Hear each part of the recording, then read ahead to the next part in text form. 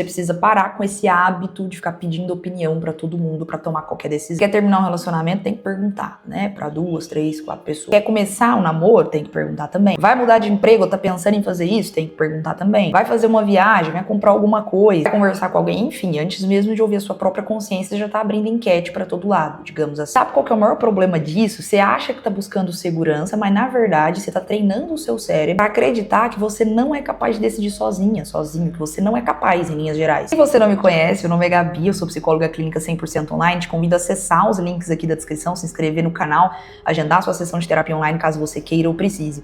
A grande questão é que toda vez que a gente terceiriza uma decisão, nós estamos terceirizando também um pedaço da nossa autonomia. Isso tem um preço gigante, muito caro. Eu digo isso porque eu ouço aqui dezenas de pessoas toda semana, todos os dias. Porque veja, a confiança, ela não nasce antes da decisão. Pelo contrário, ela nasce depois de agir, depois de decidir. Ninguém se torna uma pessoa segura pensando em escolher, sabe? Em fazer escolhas, em decidir. As pessoas acabam se tornando seguras justamente escolhendo, né? Tomando decisões. E claro, vão aprendendo naturalmente a lidar com as consequências dessas escolhas, o que não dá pra gente fugir. Percebe como isso está presente nos relacionamentos, talvez na sua vida ou no seu entorno? Eu, como psicóloga e também como ser humano, percebo muito isso. Às vezes você não consegue interpretar o seu próprio namoro, seu casamento, seu noivado, enfim. E aí a cada discussão, de repente você precisa mandar um print pra uma amiga, você precisa tirar ali uma opinião, uma ideia. O que você acha, fulana? O que você acha, Libertran? E aí às vezes pergunta pra mãe, não só sobre relacionamento, tá? Expanda isso pra outras temáticas. Vai comprar um carro?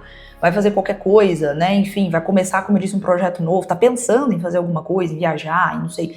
E aí já manda mensagem pra irmã, já pergunta pra mãe, pra um colega de trabalho, pra uma pessoa que de repente nem conheça a sua vida inteira, sabe? Não conheça você. E é claro, no final das contas você também fica confuso, não sabe nem que ideia mais carrega dentro da cabeça, porque tem 1001 opiniões ali diferentes circulando. Então escuta aqui, entenda, né? Ninguém, absolutamente ninguém vai poder viver as dores e as delícias de ser você mesma, não é?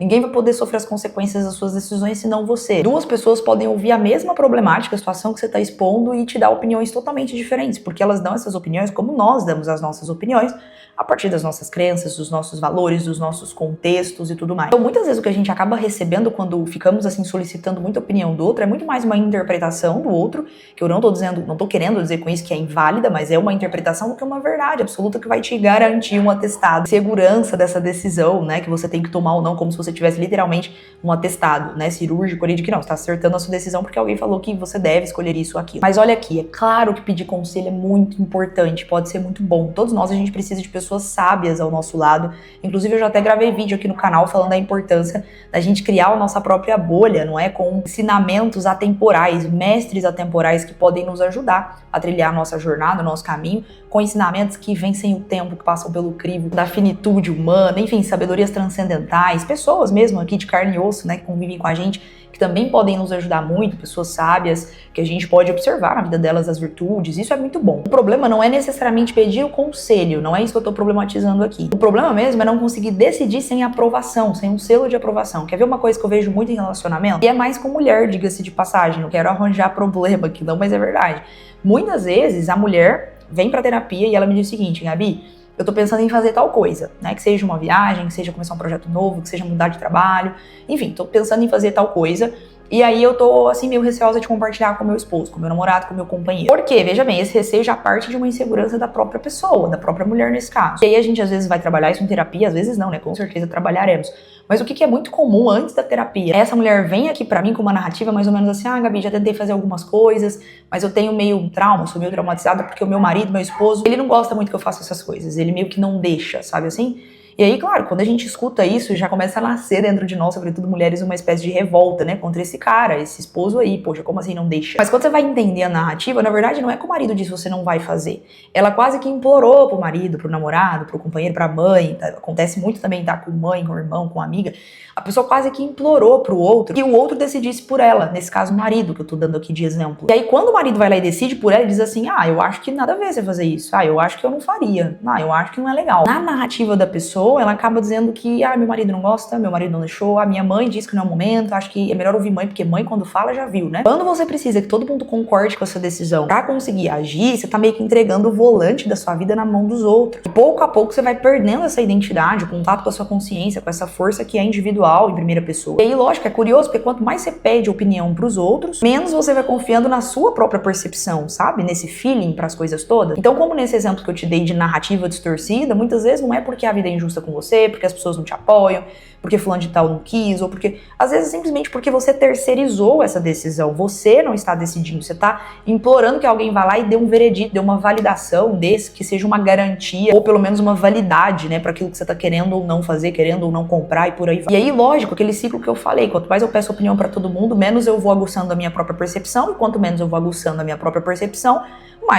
mais eu sinto necessidade de estar o tempo todo verificando isso com os outros. Quer dizer, a insegurança faz você pedir opinião, é um ciclo, né? E pedir opinião o tempo todo aumenta mais ainda a sua insegurança. E é assim, viu, que muitas pessoas chegam aos 30, 40, 50, 60 sem saberem o que realmente querem, passaram um tempo demais ouvindo 1000 vozes, ou 10 vozes que seja, mas dos outros. Então maturidade também é isso, é aprender a desenvolver um critério interno, é aprender a ouvir conselhos com humildade, mas sem se isentar, sem abrir mão da responsabilidade e decidir por si mesmo. Porque quem decide é você. Quem convive com as consequências da decisão é você. Quem cresce com os erros delas também é você. E tem muita gente que não percebe isso, mas errar numa decisão mal tomada, digamos assim, faz a gente crescer mais do que acertar numa decisão cujos outros, né, escolheram ou influenciaram essa decisão por nós. Porque quando você erra assumindo a responsabilidade, você aprende, pelo menos você aprende, pode ter certeza. Mas quando você acerta, entre aspas aqui, só que seguindo a opinião e a vontade alheia, você acertou, tudo bem, mas você continua dependente, entendeu? E aí, claro, talvez você queira eliminar qualquer mera e pífia, assim, possibilidade de errar numa decisão. Por isso que às vezes você pergunta pra 10 pessoas antes de decidir, antes de agir. Mas meu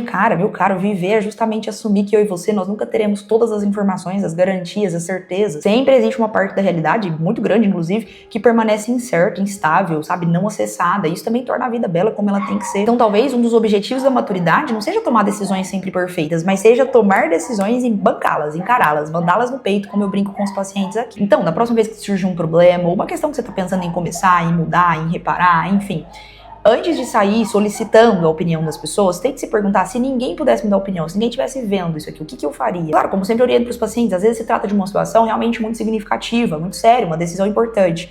Nesse caso, sempre vale, com certeza, se cercar de mestres atemporais, então o conhecimento, a filosofia, a psicologia, o cristianismo, enfim, né, se você tem aí essa vivência de religião. Mas, enfim, os grandes sábios da história da humanidade, o próprio Jesus Cristo e vários outros expoentes aí. Sempre vale a pena, mas também uma pessoa da sua convivência, mas uma ou duas, no máximo, entendeu? Uma ou duas pessoas realmente sábias, porque quantidade não aumenta sabedoria, entendeu? Que você vai ter acesso a partir desse conselho. Então não precisa de uma multidão, precisa de uma ou duas pessoas no máximo. Então a vida madura, eu tenho pra mim, eu sempre falo isso também, né?